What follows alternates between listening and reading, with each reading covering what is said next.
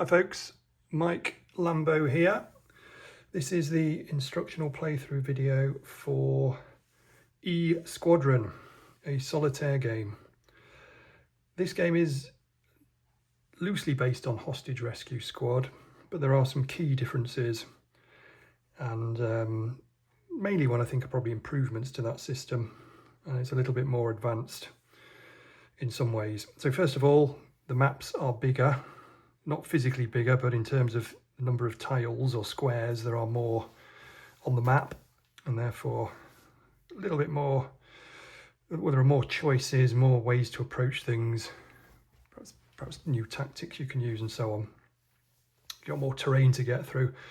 You also have more operatives, so there are 6 here, although only ever 2 or 3 will play each mission, and you decide those randomly each playthrough, or you should do. If you want a slightly easier game, as the book suggests, you can choose your operatives, but generally you should start by rolling for them randomly. They're more or less, they're fairly similar. You know, they're all pretty good, but they do all have a special ability which does sort of change things up a little, so you can vary your playthroughs in that way. The system of hostile movement is slightly different, although based on these kind of tracks in a similar way that Hostage Rescue was. Hopefully I've made these clearer. They're now black and white, and I've made them all triangles pointing in the way that the operative should go. The hostile should move, which I think is far easier than having the squares and circles and things I had last time. And I could see it caused some confusion when people were playing on videos that I watched and so on. They weren't always moving those hostiles in the right direction. It's more difficult to move them incorrectly now because, as I say, those triangles are effectively arrowheads and they point the way that the hostiles should move, which makes it easier.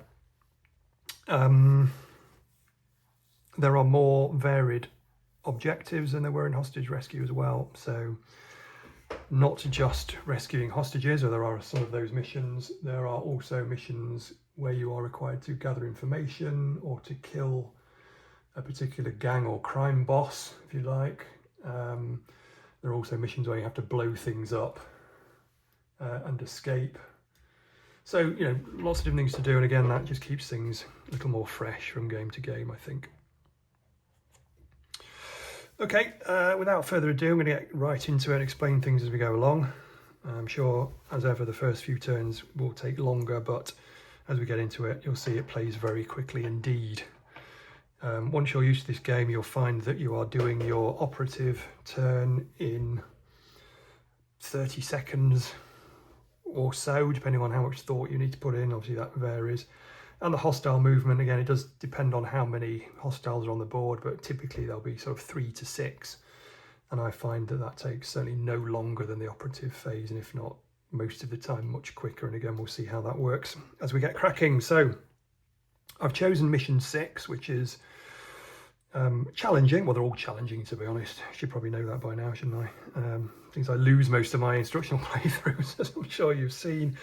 I've chosen mission 6 just because it's a little bit different to Hostage Rescue. Shows you one of the other things you need to do. So it says here at the top, it says, this lot are on the brink of formulating a new drug to ruin the civilized world, not on my watch.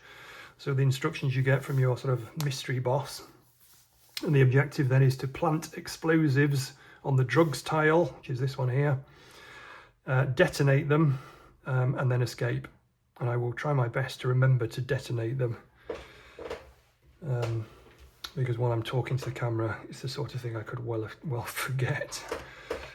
But let's see how it goes, shall we? So first of all then, what do we do? Setup is remarkably quick in this game. All you do is place the hostiles. In this case, it says here there are 4 hostiles, and the setup tells you to place a hostile on 4 different random black numbered tiles. So there are numbers here 1 to 6, you'll see on these tiles.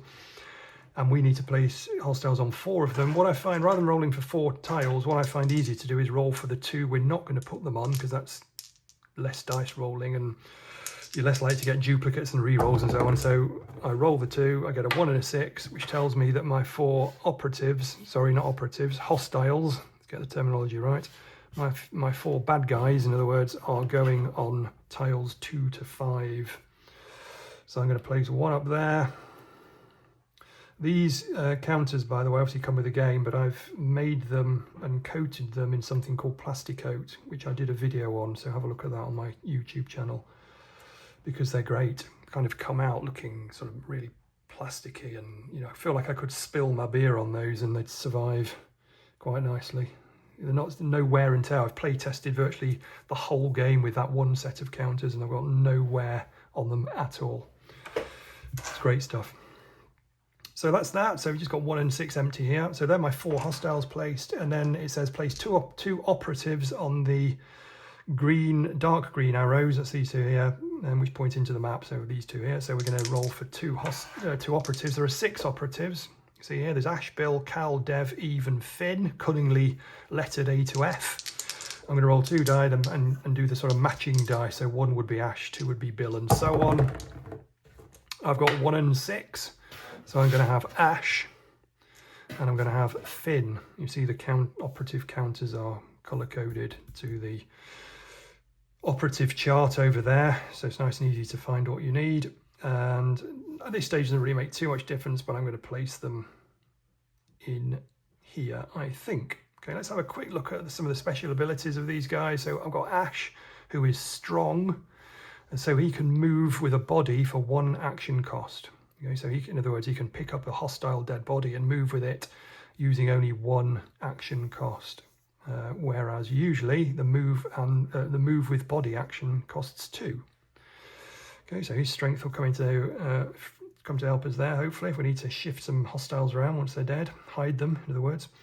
Finn is a climber, and he can move and climb for 1 action cost. And move and climb is usually 3 actions, so that's pretty good. However, you only climb at climb points. Top of the map here, it tells us there are 2 climb points, and I can identify those because they look like that. Okay, so there and there you can see there are 2 climb points. So 1 could be useful for getting into this building, because there is only 1 door into this building at the top, which is here.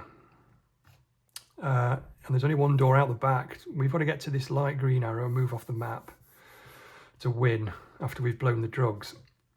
So that could be useful on escape for Finn to hop over. Okay, Ash can get over there as well, but he needs 3 actions to do that. We'll talk about actions in a moment. So that could be useful. In fact, so I'm going to actually turn those around, because Finn might want to head for that climb point, but not that really makes a difference. But Ash might want to go a different way. I'm not sure yet. We'll see how it works. And that's the setup. Now, I've spoken through that as usual, far too long, but that would usually take, just adjust the camera there, that would usually take no more than literally 10 seconds or so to do that. The alert is no, so the hostiles are not alert, and that's what all missions will start as. That's printed on the map itself. And I have a yes counter to put over that once they become alert. Being alert is quite an important thing in this map, in this game. Now, as ever, this video is not really to teach every single rule. You need to buy the book to look at the rules in detail, obviously, and the idea is that you read through the rules once and then watch the playthrough to help you sort of cement those rules. So this kind of assumes you've got a rough idea of how the game plays, but I will explain things still as I go through, obviously, to some extent. So we follow these through the usual way down the charts. We've got 3 phases, numbered 1, 2, and 3 down the side here. First phase is the operative phase, so I get to go, and then the hostiles have a turn, and then we have a spawn phase where more hostiles might appear. And you can see here we have 2 spawn points. Again, it tells you at the top here 2 spawn points. This information up here is really just to help you to identify things on the map. Okay, so 1 is the number of operatives, 1's the number of hostiles. That's fine because setup tells you that anyway. But spawn points, I can see there are 2 there. I can find the climb points we've already done, and there are also cover tiles, and there are 8 of those. And those are the tiles which are slightly shaded, a little darker than their surrounding tiles. So we've got 1, 2, 3, 4, 5, 6, 7, 8. And again, the number there is just to help me identify where exactly those are in case I'm a bit unsure, because the graphics are, you know, they differ and so on. You can't always tell what's dark and what's not, but that just helps you to think, yeah, that's got to be the 8. And they will always have things printed in them that look like the kind of things that would provide cover anyway. So there's barrels and crates in all of these, in fact, but there might be cars and trees and other things in other missions. So that's what we're doing. So first then we're going to have our phase, and what happens here is we'll notice that our operatives have a health rating. So Finn is health 3 and Ash is health 3. Okay, so they all start at health 3. And in fact, there are 3 versions, 3 counters for each operative. So as Ash loses health, he goes to 2 and then to 1. And as he does that, these ratings at the top of his counter reduce, and they're duplicated in these charts over here in case you're not using these counters. Okay, so as he gets injured, if he gets injured, then his health goes down and his range, which is the black number, and his ability to shoot, his firepower, if you like, which is the red number, also decrease. The health rating tells you the number of action points that each operative gets. So this game is not dependent on dice roll for the actions that you take. You can take whatever actions you like from this menu here, but only up to the cost, the action cost, which each operative has. Ash has 3, Finn has 3. They can take actions which total up to 3 action cost each per turn. You have to activate one and then the other. You can't flick between them. You can't save action points for a later turn, or you can't pass them to other members either. So what I'm going to do is I'm going to take Ash and just have a quick look at the board, because I can start working out where these hostiles might move. So this hostile here is definitely going to move up here, because out of his hex there is only 1 arrowhead and it points upwards. So he's going to go up here, look around this track, and then at this point he might go either way. So he could come back down over here, he could go into the building up there, but he's definitely going up there. So I could move up here quite safely with Ash, because he's not coming this way. This guy is already on that junction, so he might come down or he might go up. We don't know yet, so we'll give him a chance to move. He's going to go around there, and then he's going to go up there. He might come through there, he might go around there. So there's, you know, there's splits in the tracks and various points, but most importantly, he's not coming this way. He's imminent threat. So I think for now, what I will do is take Finn up there for 3, 1, 2, 3, and a move action is 1 action cost, so you can do 3 of those. Notice you can't move into tiles with hostiles, and if you move onto a spawn point, you clear it automatically, which is good, because no more hostiles will spawn on that point, and that's something I should bear in mind. And I think I'm going to take Ash sort of that way, but I'm not going to step out here, because if this guy comes around the corner, he might see me, and that's kind of alert and, you know, possibly game over too soon. So he's going to take 2 to move into there, and then he's going to take 1 just to hide in there. You know, see it says hide in cover, so you can only hide on cover tiles. I'm going to do that just to show you how that works. He's going to hide there, which means he can't be seen by a hostile, even if it was on an adjacent tile. The only way the hostiles could see Ash is if they stumble into his tile. I don't really need to hide there because there's no chance of any hostile getting that far. I know that, and you'll see that in a minute. But I've done it just to show you how that works. That's my turn over with. So it's now the hostiles' turn. So it says hostile actions. In terms of dice, we're going to roll 3 if they're vigilant and 5 if they're alert. Well, they're not alert, so therefore they're vigilant. So they're kind of out about looking for threats, you know, guarding the drugs and so on. And they're going to roll then 3 dice. And we get 3, 3, 4. We put them into order, like that, ascending order. And then we have a look at the chart here. We take each dice in turn. Now this is going to seem a little fiddly and a little complex, but once we get moving, you'll see how really straightforward this is. Okay, so you take each dice and you try to do each of these sections in turn. There's section 1 is there. You see the chart is lined, so there's 3 sections, section 1, section 2, section 3, effectively. They'll try to do, they'll work their way through each section on each die, if it applies. So let's see how that works. And in terms of how you activate them, it says here, activate up the map and then across. Okay, so we go up like this, activating the hostiles nearest to us this way, or nearest to me as a player this way.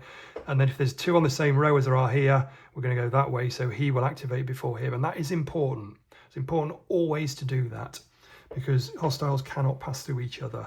And so it does make a big difference sometimes if they sort of are clashing and so on. Ooh, let me try and reposition this camera slightly better without creating that, causing the whole thing to crash onto the floor. Oh dear, come on Mike. I think my camera arm is getting a bit weak. Anyway, so he's going to activate first, being the lowest down the map, if you like, furthest down the map. And he's got a 3. The first section of the chart says any, so any dice will make him do this. So the first thing he's going to try and do is look. Okay, so if they're not alert, which they're not, so what we're trying to do here is see something that will make them alert. So if they're already, once they're alert, they can never become unalert again. It's a once and for all thing in a mission. So once you've alerted them, that's it. Okay, they're going to come looking for you quick. So once they're alert, you can ignore this instruction completely. You never have to look again. But whilst ever we're not alert, they're always going to look. So then we're not alert, therefore he'll look. So he's going to look along lines of sight which only run them up and down the map and across the map like that. Never diagonal. But you can see straight away, I hope, the maps are designed to have no real diagonals in them. You know, yeah, okay, there's things like that. But even then, we've got bits, you know, sticking out deliberately to remind you that you can't see across there.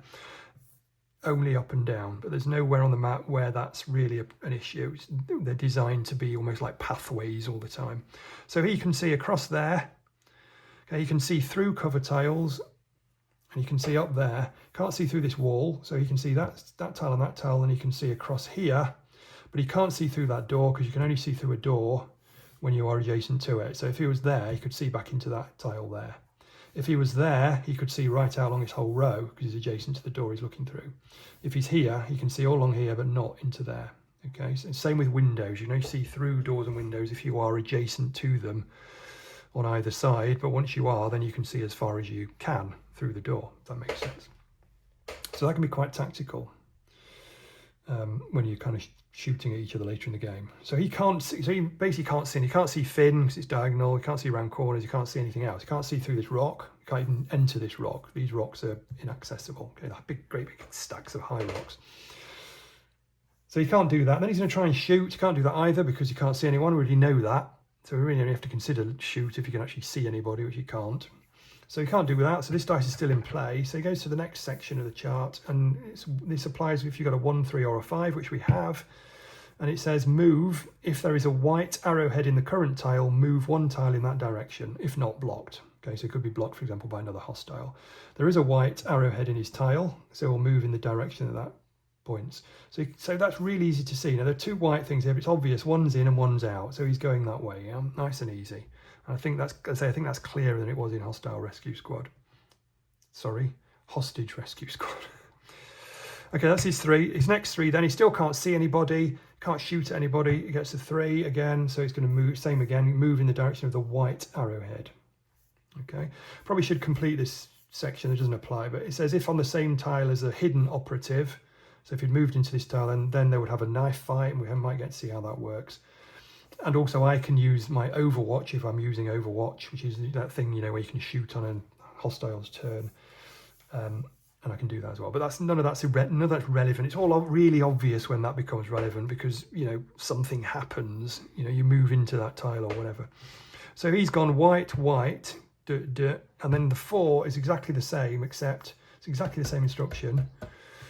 I mean, you know, he can't look, he can't shoot. That doesn't apply because they're odd numbers. 2, 4, 6, it's an even number, and therefore if there is a black arrowhead, move in that direction. There isn't, so he won't move, simply ignore that die. Okay, sorry, don't get rid of those, keep those because they apply to every hostile. Okay, 3, 3, 4. What I tend to do in my mind is, you know, when I roll them, I sort of go white, white, black. You know, odd, odd, even, white, white, black. And then I just go white, white, no black, stays where he is. White, white, hasn't got any, black. White, white, black, like that. It's dead easy. Because you know none of them can see anybody. It's just, you know, it's really obvious. If he moves sort of into that tile, you know. If he comes around that corner, you're going to know because you're always trying to position your guys so they don't get found, certainly when the alert's off. So you'll be, you know, trust me, you'll be really, once you're used to all this, you'll be so aware of when they can see or when they can shoot at you that's when that instruction kicks in. Otherwise, you're really just looking for odds and evens, white and black. And the same with Now, Overwatch, you'll only be interested in that when you've put one of your guys into Overwatch for the turn. You'll know they're in Overwatch, so you'll be looking for it. And I say knife fights only occur when either you move onto them or they move onto you. And they can only generally move onto you when you're hidden, because if you're not hidden, they will see you and they will fight, they will shoot at you instead. And once they shoot, their turn ends, as it says here. And again, we'll see all that in action, but I want to show how quickly it can play out. That's their turn. The spawn phase says if they're vigilant, it says for each uncleared spawn point with no live hostile in it. Okay, so in other words, we've got 2 spawn points. They're uncleared. They haven't been cleared. Remember, they're cleared by having one of my guys move into them. So for each one, we're going to roll a d6. They haven't got hostiles in them already, because remember, you can only have 1 hostile on any tile at any time. So if there was a hostile stood there, we couldn't spawn there until it moved off. So we've got 2 here, so we're going to roll for the top spawn point is a 4. So it says if they're vigilant on a 6, place a hostile. So only on a 6 we're going to place a hostile there. If they were alert, once we've alerted them, then it would be 5 or 6. But at the moment, it's just a 6. That does vary mission to mission. Oh, look at that. I've rolled a 6 for that one. What a nuisance. It's not that unusual. It's still a 1 in 3 chance of getting a 6 in 2 rolls, more or less. But, you know, usually hope not to have one too soon. So he stood right next to that window, so he can now see that tile there. But it would only actually look at it when he rolled a die and he did the look command here. It doesn't just, you know, he's not all for now. You can assume he's looking that way or staring at the wall or, you know, twiddling about with his gun or whatever on his phone or whatever it might be. The hostiles only ever do things when this chart tells them to do things. So, you know, you can, for example, you can move. If I was here, I could move like that on my turn and he wouldn't see me until his own turn, when he would have to move and then look. Okay, so I can sneak around past them. And that's the spawn phase done, all done. Back to me. So I get 3 more actions for each of my guys. Finn can't move around the corner here because this hostile will, on their first turn, whatever dice I roll, look back and see him. So he doesn't want to go here. He can go 3 to there, but he's not hidden. You need another action to hide. He's only got 3 actions, so he can only do that. You can only hide in cover tiles, remember. I'm also concerned he's coming down here. He might go that way. He might come across there. I think what I'm going to do for Finn is go 1, 2, and then have him hide in those crates. And they stay hidden, as it says here. You only unhide if an operative shoots. So if he shoots, he'll unhide. Or he moves to a new tile, obviously he would unhide. Or a hostile enters the same tile. So he can stay hidden for as long as they want. And Ash, I think, is going to start to move this way. So he gets 3 moves around to there. So back to them. And this time they roll 4, 6, 6, okay, which is even, even, even, or black, black, black. Okay, so starting with this guy, he's going to go, because again, he can't see anybody at the moment. He's going to go black, black. Okay, and now for this third one, he would, of course, look. He can see through that door because he stood right next to it. So he can see right the way along here, through this cover tile. He would have seen Finn, but fortunately Finn is hidden, so he can't. And therefore also he can't shoot, because he would have done that as well. Would have seen him and then raised the alarm and then shot at him, which would have been a disaster. Can't do that. So he falls through instead to do the next thing, which is the even number down here. And he will move another black arrowhead. Okay, so that's the first one. He won't move at all because he's got no black arrowheads in his tile pointing out. Similarly, he won't move at all. He'll move 3 black. 1, it's looking down there, can't see anyone. 2, 3, and he will also move 3. 1, 2, 3. Okay, nice and easy. Then we do the spawn phase again. So over here we get a 3, and up here we get another 3. I think you can see that dice tower on there more or less. Let's move it down slightly.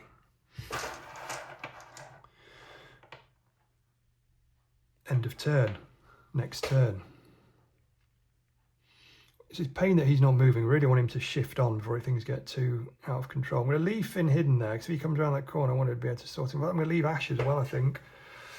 Not sure we can do too much else at the moment. So it's a bit of a nuisance. The clock's ticking and more guys are going to appear if I'm not too careful. This is a tricky one, but I have done this before. I really want to get rid of this spawn point as well. Which is always easier if you get Eve.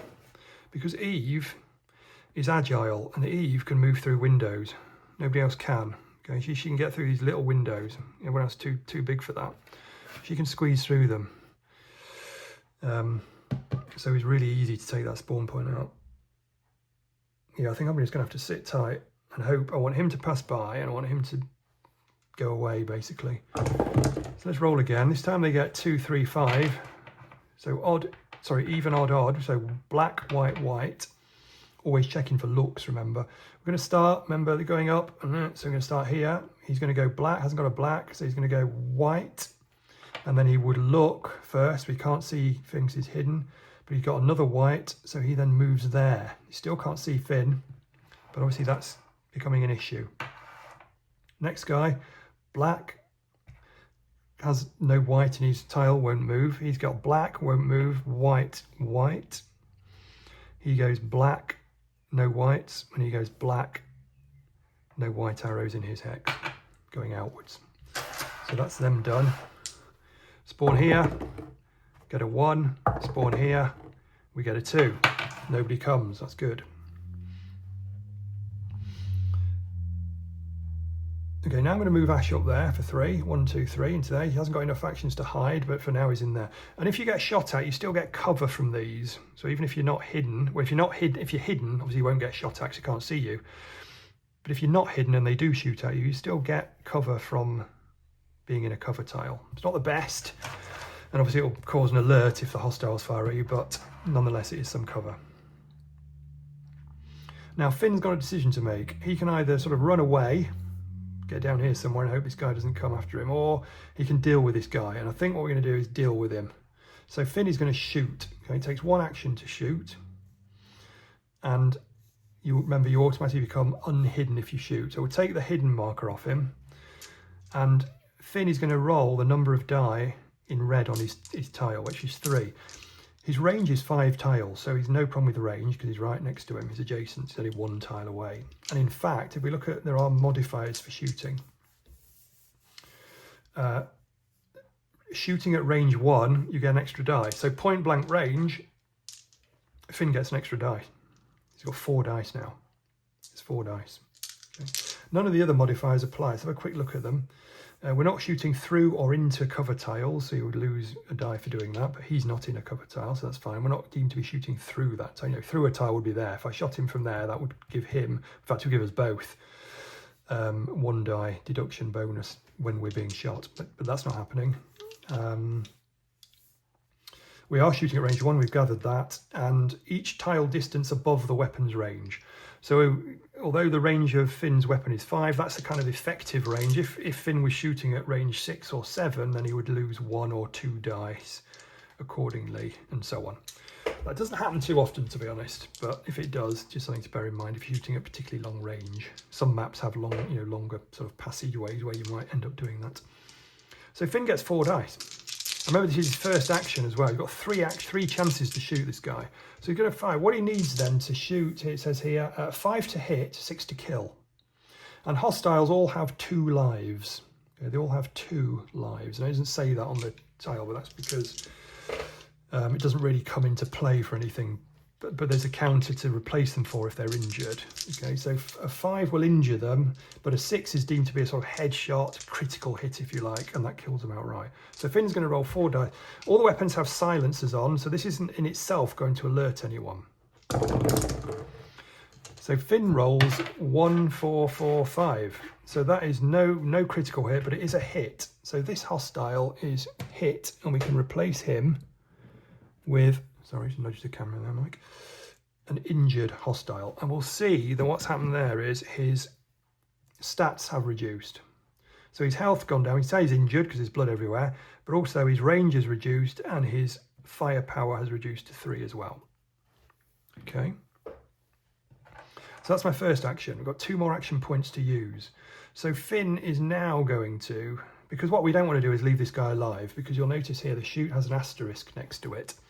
And down here it says, if any hostiles who were shot at are alive on the map at the end of the operative phase, after everybody's moved, then we have an alert. So the alert goes to yes, which is bad. Okay, which is bad. For two reasons mainly. Firstly, they'll roll more dice when activating, so suddenly they're rolling 5 instead of 3. And secondly, more hostiles will appear. So we don't want that to happen yet. We don't want it to happen at all, really. Although it will happen when we plant our explosives. As a reminder up here that detonating the explosives will cause an alert if it's not already happened, because here under the detonate explosive action, it does say alert. Okay, so it causes an alert, obviously, when the thing's blown up. But we want to save it till then, really. So we got 1 hit on him, and then for the second action, Finney's going to fire at him again. And all this happens, in a split second. This is kind of pulling the semi-automatic fire, if you like. Pulling the trigger once, pulling the trigger twice. And the second time he gets 2 hits and a critical kill. So this guy is now dead. But what we do is replace him with a dead body. Okay. So he's now dead on the ground. And that in itself can cause an alert if somebody else comes wandering on the corner and sees it. Right, so we've got to be careful with that. That's Finn's second action. Now for his third action, and this is pretty risky really, but he's going to hide. He's going to hide.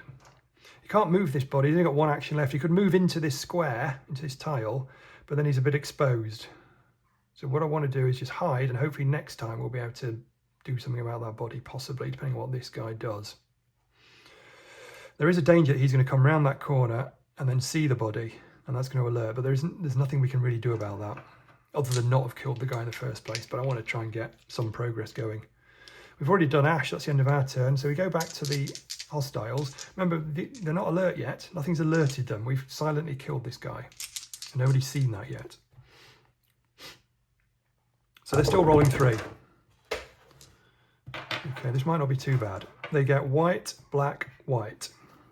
So he's going to go first because he's furthest down. He has no white arrow in his tile, so he'll go black, white. So he goes there, then there. Okay, but this is a good example, right? Let's do this more slowly. That doesn't do anything. The 4 causes him to move towards the black arrow, in the direction of the black arrowhead. The 5, remember we're starting all these from scratch on every time. The 5 gets him to look. You can't see anything yet. And shoot. There's nothing to shoot at. There's nobody to shoot at in his line of sight. So then we move down here to the move, and the 5 says if there's a white arrowhead, then move. If he's in the same tile as a operative, there'll be a knife fight. We can use Overwatch if we want. And that's it. That's the end of his actions. He has no more actions. If he had another die, he would then look and see this dead body, but he hasn't seen it yet. So that's the end of his turn. Then we go to this guy, white, black, white, remember? So he goes white, and then he's going to go up on the black, and then white. He doesn't have a white arrowhead there, so we won't use that one. Every tile only has 1 arrowhead of each colour at most going out. So as you see here, there's lots of black around, there's only 1 pointing out. And there's only ever, there might be 1 white and 1 black, but that's all. There'll never be 2 black or 2 white, so there's never a tiebreaker needed. This guy will go white, no white, black, and then white, no white again, so he won't. This guy will go white, he hasn't got a white arrowhead, go black, and then white, he hasn't got a white, so he'll stay where he is. That's the end of their turn. The spawn phase then, so let's do here at the top. It's a 1, and down here is a 4. So no bad guys appear. It's back to us. Now Finn's got some real sort of thinking to do here. If he just moves away or stays hidden, this guy, as soon as he activates, whatever die he rolls first, he's going to look and see this dead body, and that's going to make the alert happen. And we don't really want that to happen at this point. What options have I got? Well, I could move into here for 1. Remember, at this point, he's not active, so he's not going to see anything. He lets, again, we assume he's kind of looking down there, or I don't know, lighting up a cigarette, looking in the opposite direction or whatever. But Finn kind of can creep into here. And also, plus we can, we can assume these missions are all done at least at dusk, if not at night. So the viewing is not always going to be that easy. Finn can creep into here for one action, and then he could do a move with body action to move back into the cover tile. As soon as a hostile body is on a cover tile, you remove it from the map. And that includes, for example, the situation where Finn shoots a hostile who's already on a cover tile. We assume the body rolls, behind a crate conveniently or into a dark corner or something, and you just remove it straight away. Otherwise, you have to do it and remove it yourself. So Finn could move and then move with body. That would remove the hostile, but take up all of Finn's actions. The problem with that is, as soon as this guy activates, he's going to look and he's going to see Finn because he's no longer hidden because he didn't have enough actions to re-hide. If it had been Ash, he could have grabbed the body, moved back for one because he's got the strong ability, and then he could have hidden, and that would have been okay. And then if he'd have stumbled into him, there would have been a knife fight. But that's all right. That often favours the operatives. So we've got to think about this. I think the best thing for Finn to do is to shoot this guy as well. So he's going to become unhidden, remember? He's going to... In fact, was he hidden? He was hidden, wasn't he? He's going to become unhidden. And he's going to roll 3 dice this time to shoot. He doesn't get the adjacency bonus, the range 1 bonus. He's not a range 1 anymore. This body doesn't block line of sight. In fact, no people don't block line of sight in this game. He's going to roll 3 dice. But he can do this 3 times, remember. He can do this 3 times. So first action, he gets absolutely nothing, which is really bad news because he really desperately wants to kill this guy. Second action, he gets a hit, which is a 5. So this guy becomes injured. There he is, look. And then for his final action, he's going to shoot again with 3 dice. And he gets a hit and a critical hit. So again, he kills this guy. There's always some risk in shooting. It's not so bad when they happen to walk out in front of you and you get all 3 actions. But often, of course, you will have to move and then fire. So sometimes you'll only have the 2 shots. And as we saw here, that wouldn't have been enough to kill. Fortunately, that 3rd shot's done it. So we've now got 2 bodies lying around. Now, actually, that's not so bad, because you can see up here that once these hostiles are in this building at the top, there isn't any way for them to come back out, because there's only 1 black arrow then, it points inwards. So whatever they do, they'll be wandering around here now, guarding the drugs. That's our access point, by the way. Remember we said that. So we've got to get out there. So they're guarding all up here.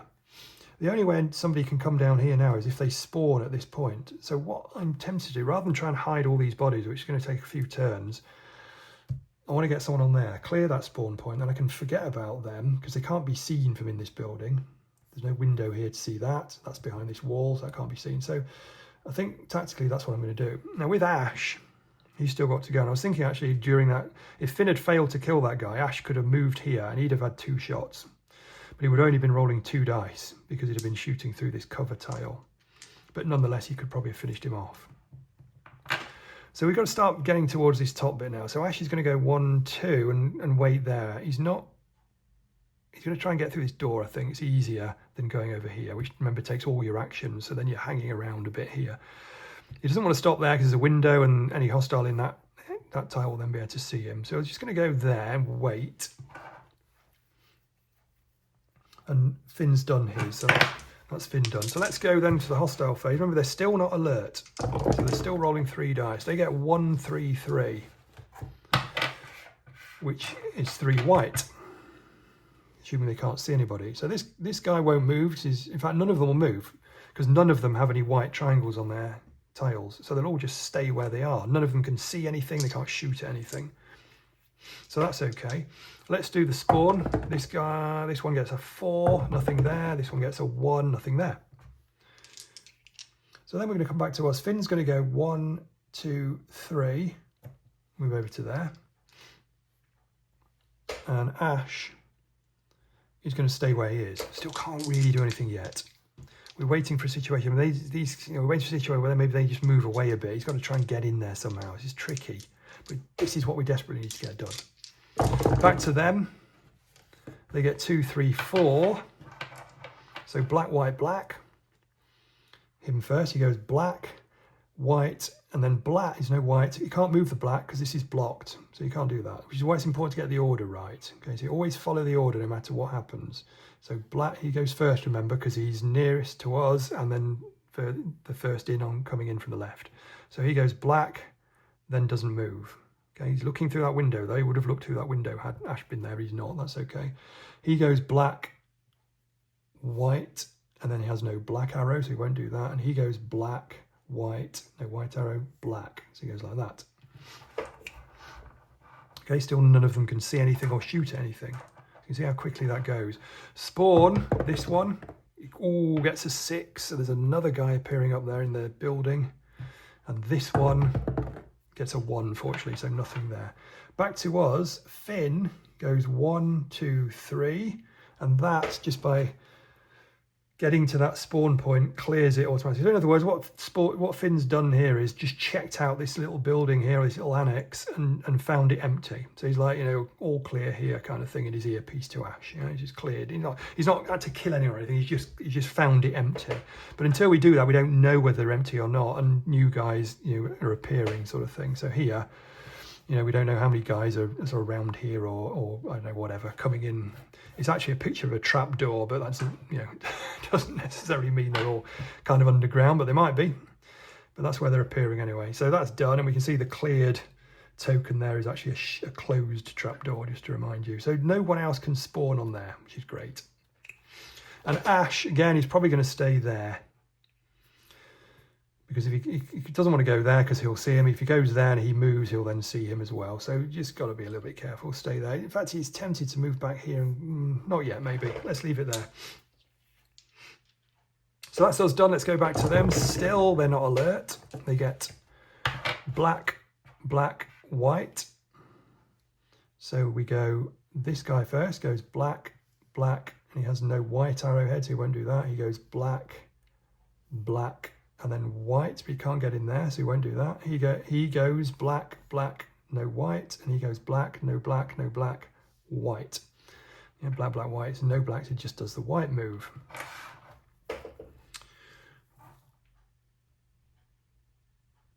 And that's them done. Spawn phase now, just that one, remember now. So, unlucky there, Mike.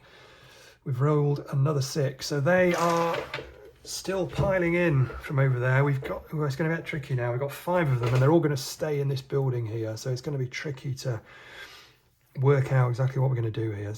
This has suddenly become very difficult, actually. So now we're going to move Finn.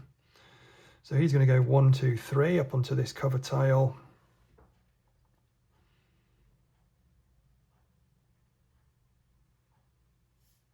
I think I'm going to put Ash there for a minute just to see what they do. He might have a chance just to get over that climb point. You never know. I just don't want any more of them, to be honest. That's what I don't, you know, need to possibly try and clear that spawn point, but it's a bit out of the way, and it's the only way in is there. Again, if I had Eve, I might be able to nip in and do that, but I haven't, so there you go. Okay, so this time they got black, white, black. So starting with this guy, he goes black, no white, black. This guy goes black, no white, black. He goes black, can't move any further. He goes black, no white, black. And he goes no black, white, no black. If that makes sense. And then the spawn, again, there is only on a 6. They get a 2, which is good for me.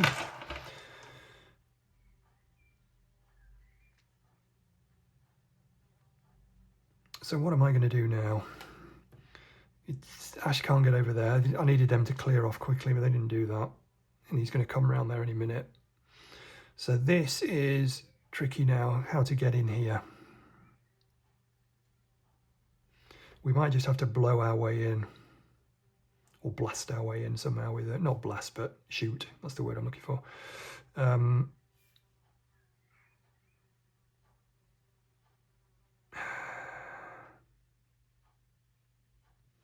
Let's move Finn to there and Ash to there.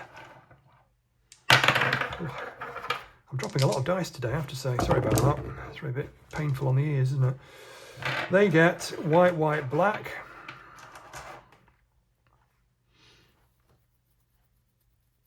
So he goes white, white, black. He goes white, white, black. Can't move. He goes white, white, black. He goes white, white, black. And he goes white, white, black.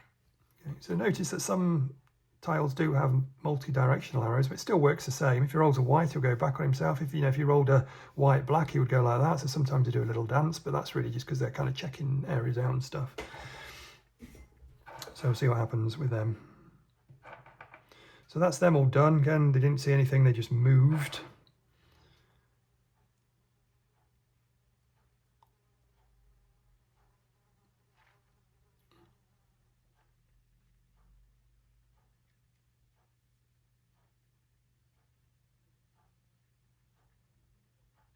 And the question is, do we try and blow our way in here?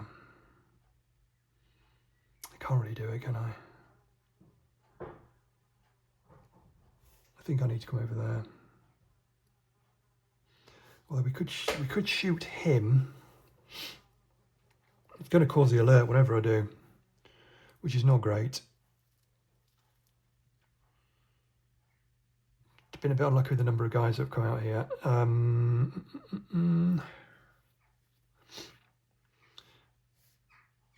Oh dear. Do I give it another turn? Is there any point? These guys are just kind of doing a roundabout here, aren't they? I'd like him to go through there, but he's coming back.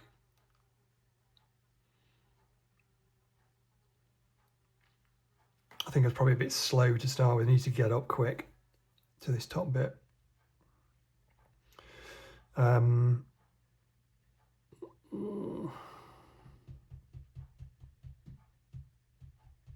Let's see how we go. Ash is going to go there and he's going to fire through that window. So you can shoot through a window without penalty, but obviously only when you're adjacent to it. You can see through there, you can see that guy. And he gets the adjacency bonus, he's putting his gun up against the window and pangs and bangs. That's 4 dice. Moved once, he gets to shoot now. He gets a headshot with a 6 or critical hit, so that guy's dead, becomes a body. And this is going to cause an alert very soon. Finn then moves there and there, and he's actually going to shoot as well. This is probably a bit silly, but I'm going to do it anyway. He gets 3 dice, so he's going to roll those 3 and hopefully get a 6. Oh, he has done it to make sure. Yeah, he gets this critical hit and a hit, so that guy is also put down on the ground, which is how which helps, but the alert is going to go, and we just need to go for it now. It's all gone manic. But the alert hasn't happened yet. Okay, so we've come to their turn, but they are not currently alert, remember. Remember, they only do things on their turn, so they will only look and see things when it's their turn. So we're still rolling 3 dice for the moment. And then by the time they're rolling 5, we can hopefully get in a position where we're ready for that in some way. So they've got black, black, white. Yeah, even, even, odd. So this guy's going to go first, and he's going to go black. No, he's not. The 2, he's going to look, and if they're not alert and a body or operative is in line of sight, then alert. Well, that body is in line of sight, so he will now raise the alert. Yeah, he screams, presses his alarm, radios his colleagues, whatever. He raises the alert, and everybody becomes alert. That doesn't end his turn. He now tries to shoot, but he can't shoot because there's no operative in line of sight. So he'll therefore move through to this one. You only stop here if an operative, if a hostile shoots, then it says here, if any dice are rolled for the shot, then the target operative can return fire. Hopefully we'll see how that works in a minute. And the current hostile ends its actions for this dice, and it moves on to the next one. So it wouldn't then move. So if they shoot, they don't move. But he didn't shoot, he just looked. Saw that, raised the alarm, but he will still move. He'll still go on to the second section, which is odd numbers, so that doesn't apply. So he'll go through to the 3rd section as normal. So he'll do a black move here. So he moves there. And then he ends that dice because there's no overwatch, and he's not on the same tile as an operative. He'll then do the second die, which is a 2. So go back to the start. He'll look, but he won't do anything because it says if not alert. Well, they are alert now, so we never have to worry about seeing anything again. They're alert. In fact, at this point, as the book makes clear, the only reason for all these dead bodies is to cause an alert if the hostiles see them. So the fact that the hostiles have seen them and the alert is now on, or if the alert was on caused by any means, you can then remove all the dead bodies and you don't need to use dead bodies anymore. So you can leave them littered if you like the look of them, but you can happily remove them because they have no further game effect. And they kind of just get in the way a bit when you're sliding your counters around, I find. Okay, so he's going to now, so he saw that guy. So second dice, he moves to this black here. He won't look because they're already alert, but he will shoot if he can. And he can because he's next to the door, so he can see through the door. He's going to shoot Finn. Unfortunately for me, and we're on this second die here at the moment, he'll get 4 dice to do so because he has 4 strength there, and he gets an extra die because the range is 1. Okay, now it seems like they're stronger, but note here that when they shoot, they don't have a critical hit. They only hit on 5s and 6s, but they don't have that critical instant kill. Plus we have 3 lives, remember, and they only have 2. So it kind of balances out a little bit. They're still strong. You don't want to be fighting them, really. And you want to be injuring them as soon as you can. But he does get 5 dice at Finn. It's amazing how many times I have lost the game by rolling 3 hits at this point. Shouldn't do. Should only get 1 or 2 on average. But let's see what happens. And that's okay. I want to keep these die here because I'm still using them, remember. He rolls 1, 1, 2, 3, 5... which means he gets 1 hit. 1 hit. So Finn drops down to 2 health.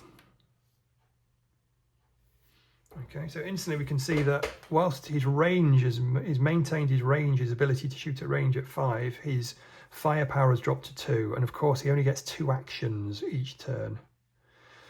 So that's not ideal. However, remember on here it did say, it says if any operative is in line of sight, then shoot. There are tiebreakers in here which apply if there are 2 operatives in sight. So then they shoot at the one that gives the most attack dice or the nearest one, and then it's the player's choice. So in that order, there's tiebreakers. We didn't need them here. It says if any dice are rolled for the shot, then the target operative can return fire if possible. In other words, if as long as we've got range and everything like that, which we more or less always can. You wouldn't, for example, there, because the hostile, of course, can see through this door because he's adjacent to it, whereas Finn can't see back because he's not. So that in that case, he wouldn't be able to return fire. But here he can return fire. So Finn gets to return fire. He's only going to roll 2 basic dice because he's injured, plus 1 because it's still at range 1. So he does get 3 dice. So he gets to return fire. And hostiles didn't get to do that, remember, when they get shot. They never get to return fire in that way. Unfortunately for Finn, he's actually rolled he's rolled 2 critical hits. So he only needs 1 of them. He's rolled a critical hit. So he's actually managed, in true Squadron Special Forces style, brushes off that scratch in his shoulder, a bullet embedded in his shoulder, brushes off the searing pain, and gets a perfect between the eyes shot in return. So the hostile's down. So that ends that hostile's activation. If it hadn't, of course, we'd have gone to the 3rd die and he would have shot again, and then Finn could have returned fire again, assuming he'd still been alive. We're going to move to the next hostile. He's got, remember, black, black, white, so he's going to go black, and there's no more black out of that one, but there's a white, so he comes back. So he's, I don't know, maybe he's a bit worried about what to do. He's seen him go down. He's like, oh, do I hide, do I not? He goes in there, comes out again. And this guy goes black, black, white into there. Okay, black, black, white. Okay, black, black, white. Goes into there. He's checking on the drugs. He's heard gunshots. What's going on? Got the alert. Someone's here. Let's check on the main gear. Okay, and then we do the spawn, of course. Now we're spawning, because it's alert, we're now spawning on 5 or 6, but there's still only 1 spawn point, and we go to 3, so nobody new appears. That's good. So we might just got away with that slightly gung-ho approach that we took, and it's our turn now. We've got to start thinking about what we're going to do. And I think what we're going to do is, yeah, we can't get many shots on him. In fact, we can take that body straight off. Sorry, yeah, we don't need that body. because of alerts, of course. So I think what we're going to do actually is have Ash do the heal action, which takes all 3 of his action points. Okay, so note that Finn couldn't do that action now because he's only got 2 action points. He's only got 2 health. Ash can do the heal. So he's going to patch Finn's shoulder up. So it says heal 1 health to any other operative. Okay, so you can't heal yourself. You never could anyway because you couldn't perform the action, of course. Any other operative on an adjacent tile. Remember, the operatives can never be on the same tile. You can, by the way, you can pass through another operative, but you can't land on the same tile. So you could move, Finn could move there, but only if we know he's got enough action points then to move off again in some way. Okay, so you can never finish your turn on the same tile. Ash is going to heal Finn, so he's going to use all his action points, but that's going to heal Finn's 1 health and patch Finn up to as good as new, which is pretty good actually. And then Finn's going to activate, of course, now with 3 action points. He's going to step out there and he's going to deal with this guy. So 1, 2, 3 is well within range. There's no cover tiles between us. He's not adjacent, so there's no adjustment required. He's rolling 3 dice. And he's moved once, but he's still got potentially 2 shots left. So the first shot, he gets nothing, which is bad news. He really needs something here. And he gets another critical hit. So it's another headshot, and the guy's down. We can remove him. There's no body required because we're already alert. Good news, that's us done. Over to them. They are now alert, of course. So we're now rolling 5 dice. And it works in exactly the same way. So we're going to roll, put them in order very quickly. We get 2, 3, 4, 4, 5. Okay, so that's kind of black, white, black, black, white. So this guy is going to go black, can't move, white, black, black, can't move because there's no black arrows out of his X. White up there. So he moves to there. And then we're going to spawn here and we get a 2. So nothing happens. We've been a bit lucky now with that spawn point, I think. So it's our turn now. In fact, if we can get rid of that spawn point, nobody else can appear. We've virtually won the game almost by default, haven't we? 1, 2, 3. Finn's going to go there. Ash is going to go 1, 2, 3.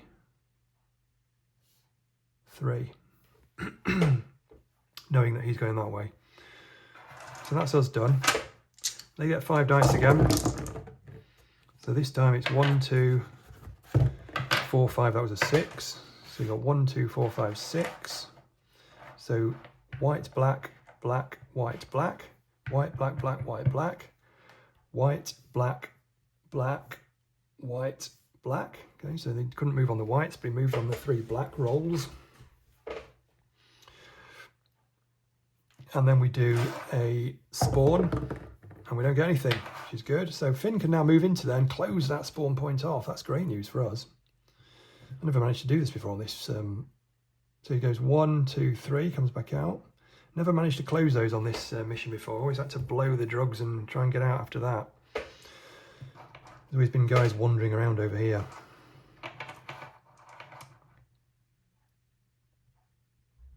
And Ash is going to go 1, 2, 3, round onto the drugs. So, oh no, he's not. No, he's not going to do that because he's in line with sight, isn't he? He's going to go there. Or is he even going to do that? It's tricky. I've got to be careful. So many times I've thought I've nearly won this and then lost it. I think I'll just stay there because I think a better chance is just to kill this guy, isn't it? And then I've won by default because they can't bring any more guys on. So I'm going to go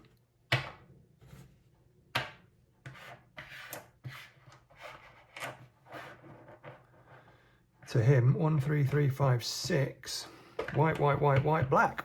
So he's going to go white, white, white, no whites, black over there. Okay. So he's desperately looking around for us. Desperately. Like a headless chicken. He's just running around like, oh, the drugs are okay, but where's all these bad guys? We don't need to roll for a spawn because they can't spawn now. We've cleared both of those.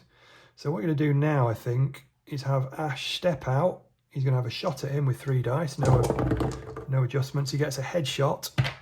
And that kills that guy. And that means I've won by default. Hooray! Okay, let's assume that I hadn't managed to do that and there were still bad guys around. What we would need to do on this particular map is get into this drugs area here, and then we would plant explosives for 2 actions using that token there, and then we're going to move away, and then when we're 2 hexes away, don't need line of sight, but when we're exactly 2 hexes away, even sort of there, as long as it can be diagonals in that case, just 2 hexes away, so anywhere that's 2, even where Finn is, and anyone can do it, doesn't matter who planted them, we would then detonate them for 1 action, and that would blow the drugs. We can use another counter just to show that, and at that point we'd need to get off. That would have caused the alert if it hadn't already happened, and then we can get out of there. But I've won that because I managed to kill them all and close off their spawn points, which, as I say, is quite rare actually, surprisingly rare. It must be a good partnership, Ash and Finn, and they've done well there. I think the 2 early kills helped. So yeah, that's the game. I mean, it's challenging, and there are, you know, some very hard missions and some less hard but still quite hard missions. But they're all doable as ever.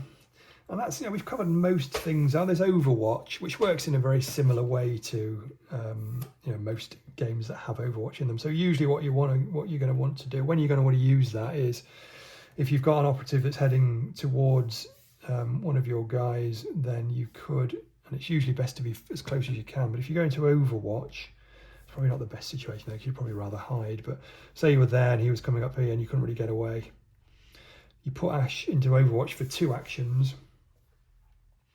Then on this guy's go, whatever he rolls, he's going to, well, if he rolls an odd rather, he's going to move up there. And remember, in the move section it says, so he'd move to his white, in the direction of his white arrowhead. And then it says if he's on the same tile as a operative, you'll have a knife fight. If not, we may use Overwatch now. So we would then get a chance to fire first at him, and that would use up our Overwatch token. So in this case, we'd fire with 4 dice, 3 plus 1 for being 1 away. Only get the 1 shot though. So if we don't get a critical, like here, we get 1 hit, he would only be injured. And he'd then carry on his go, and he could still do some damage. So it's not the best thing in the world. It's really for those moments where you're just desperate and you need some kind of defense and you're praying for a headshot. It can also be useful if you've got 2 guys. If you've got Ash and Finn in this scenario, and they're both in Overwatch, there and there, then when he moves there, we could fire with both of them before he then does what he's going to do, and go to the next die and try and sort us out. So he could fire with Overwatch, and he could fire. So we'd have at least 2 goes at getting rid of them. So that's Overwatch. Knife fights, as I say, they arise. Surprised we didn't get one on this. We often get quite a few knife fights in a mission. They generally arise when a hostile moves into an operative who's hidden, or when I move one of my operatives into a hostile's hex, or tile rather, and that's a move and knife action, which takes 2 actions. It's the only time you can move an operative into a hostile tile. So he would take, if he was there, for example, start of his go, he'd use 1 action there, and then he could use 2 actions to move into there and knife. And you attack and attack dice are always 4, 3, 2 for all of the operatives based on their current health. So 4 if they're full health, 3 if they're injured, 2 if they're death's door. Hostiles are 4 and 3, depending whether they're full health or injured.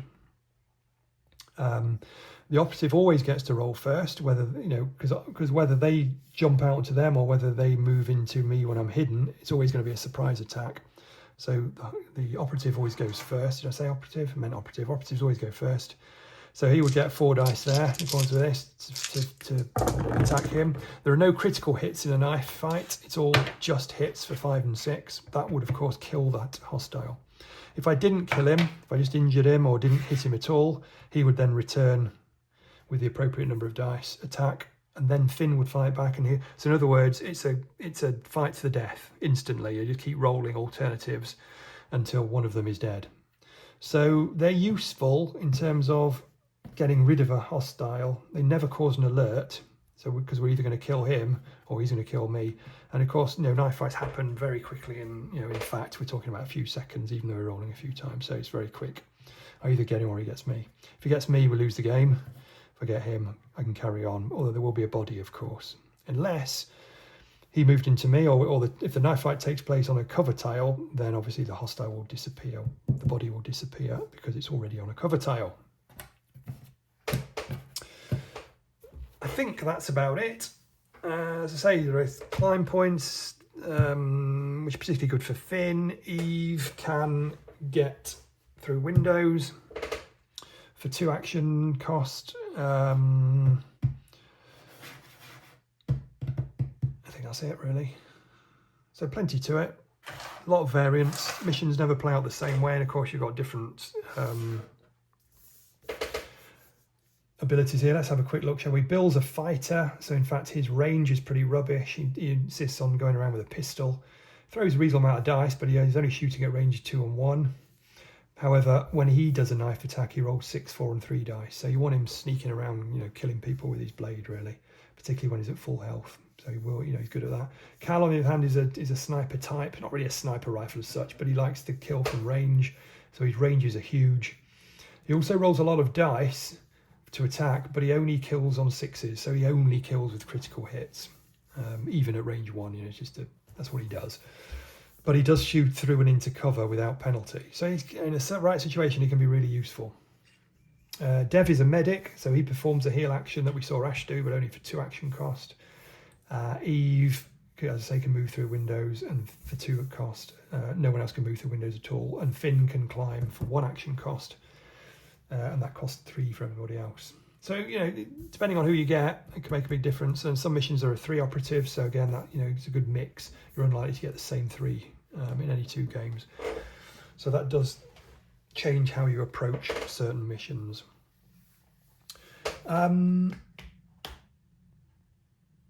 Yeah, that's it.